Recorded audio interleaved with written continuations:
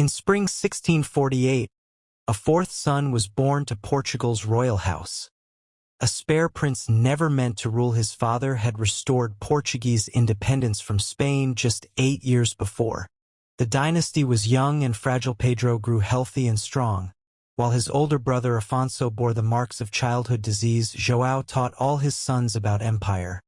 Vast territories across oceans that made tiny Portugal a global power. The Jesuits shaped his mind, teaching piety, languages, and the duties of Catholic princes. 88, Pedro lost his father. His troubled brother became king. With their mother as regent, Afonso's coronation revealed what all knew. Portugal had a king unable to truly rule. Queen Luisa ruled through her son, her will iron beneath courtly manners and maternal devotion. Pedro learned what Afonso couldn't grasp: the arts of governance, diplomacy, strategic thinking. The court divided into factions, those loyal to the queen, those using the king's weakness. At 18, Afonso seized power from their mother, falling under influence of ambitious nobles. Luisa was sent away to a convent. Her regency ended in bitterness and exile. Count Castelo Melchor became de facto ruler, using the king as a puppet.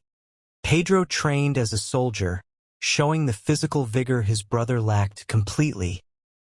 He learned diplomacy's subtle arts, preparing for responsibilities he hoped never to bear. France offered a princess for Portugal's king, a marriage crucial to alliance against Spain. Marie-Françoise arrived expecting a king. She found a man broken in body and mind. The wedding sealed an alliance but began a personal catastrophe for all involved. The marriage went unconsummated. Afonso's incapacity became the court's worst-kept secret. The queen sought escape from a marriage that was marriage only in name. At 18, Afonso seized power from their mother, falling under influence of ambitious nobles. Luisa was sent away to a convent. Her regency ended in bitterness and exile. Count Castelo Melchor became de facto ruler, using the king as a puppet. Pedro trained as a soldier, showing the physical vigor his brother lacked completely. He learned diplomacy's subtle arts, preparing for responsibilities he hoped never to bear. France offered a princess for Portugal's king, a marriage crucial to alliance against Spain. Marie-Françoise arrived expecting a king. She found a man broken in body and mind. The wedding sealed an alliance but began a personal catastrophe for all involved. The marriage went unconsummated. Afonso's incapacity became the court's worst-kept secret. The queen sought escape from a marriage that was marriage only in name. Nobles pushed Pedro to act. Portugal needed a capable ruler. They insisted urgently. His mother, exiled and embittered, gave blessing to remove her eldest son from power. In November's darkness, Pedro seized power in a bloodless coup against his brother. Brother faced brother. Love battled necessity. Duty won, but at terrible emotional cost. Pedro became regent, ruling Portugal while his brother retained the empty title of king.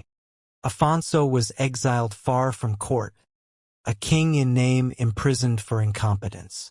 The queen petitioned Rome to annul her unconsummated marriage to the deposed king. Court gossip turned scandalous. Were regent and queen already lovers before annulment was granted? Rome granted the annulment. Marie-Françoise was no longer queen, no longer wife. Free at last, they courted properly. What began in scandal might become true affection. Widowed, Pedro buried himself in work. But duty demanded he marry again eventually. Maria Sophia came from Germany, young, dutiful, ready to be Portugal's second queen. Their wedding was duty fulfilled. No scandal, no passion. Just two people accepting royal obligation. They built a partnership of respect. She proved a capable queen and devoted stepmother. When Spain's throne became contested, Pedro faced his gravest foreign policy decision yet. He chose England over France, joining the alliance that would reshape European power. Portuguese soldiers marched to war, fighting on Spanish soil for the Austrian pretender. The English alliance brought trade benefits, Portuguese wine for British cloth and protection. Age weighed heavily. Gout, illness, and exhaustion marked Pedro's final years of rule. Their wedding was celebration and redemption. Two people finding happiness through unconventional path. After 15 years of exile, Afonso died. Pedro's regency ended. His kingship began. At 35, Pedro became king in fact as well as power, his long regency over. Their marriage produced children, first daughters. Then finally the longed-for male heir. A prince was born. Portugal's succession was secure through another generation at last. Pedro governed wisely, expanding trade, securing colonies, bringing stability after chaotic years. He balanced great powers carefully. Allied with England, peaceful with Spain. Open to all, Pedro patronized arts and architecture, adorning Portugal with Baroque splendor and lasting beauty.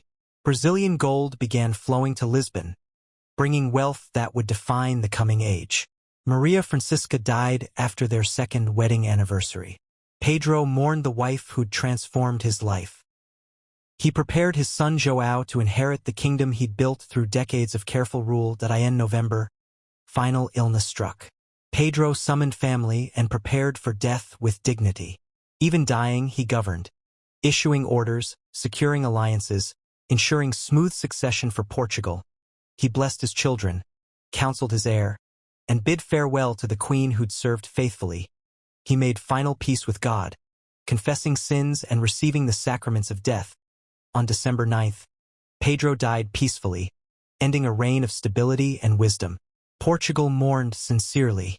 Pedro had brought peace and prosperity after years of chaos. His funeral honored a king who'd brought Portugal from crisis to stability.